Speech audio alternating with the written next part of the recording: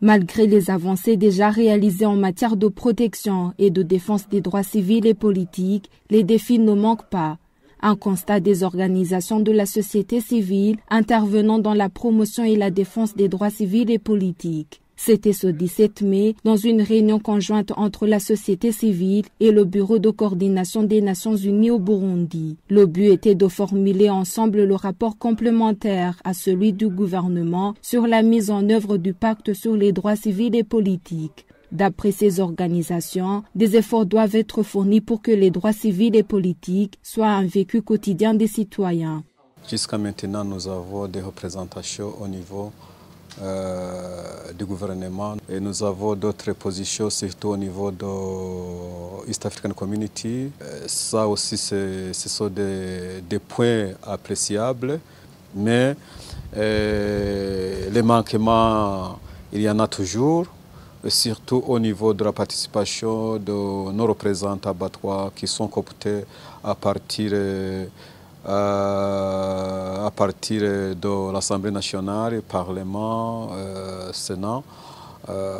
C'est mieux que le gouvernement révise encore comment les abattoirs sont cooptés, parce que ce qu'on a remarqué, la plupart des abattoirs cooptés sont des abattoirs qui appartiennent aux partis politiques, au pouvoir. Et là aussi, je souligne au niveau de la Commission des droits de l'homme et CNIDH, là aussi nous manquons une représentation. C'est aussi une suggestion ou une proposition que je vais donner à l'égard de notre gouvernement du Burundi pour que les abattoirs vraiment participent pleinement en respectant les droits civils et politiques. Il y a des avancées au niveau médical, par exemple. Au niveau légal, il y a la loi spécifique de 2016, mais aussi il y a les points focaux au niveau de la sécurité, au niveau de la police. Je suis satisfaite, néanmoins qu'il y a encore des défis. C'est par exemple que le rapport médico-légal n'est pas gratuit dans tous les hôpitaux du Burundi.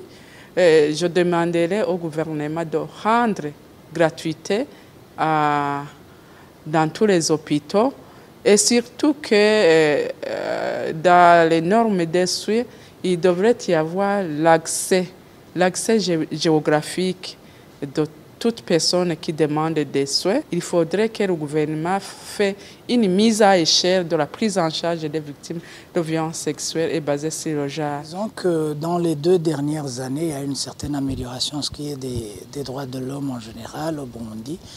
Autre chose, nous pouvons dire qu'avec les abandons scolaires que nous avons remarqués pendant cette période où la sécurité au Burundi avait un peu été perturbée pendant les 5 années de 15 à 20, on a vu que les enfants étaient beaucoup plus dans l'oisiveté et du coup, le risque de tomber beaucoup plus dans la commission des infractions.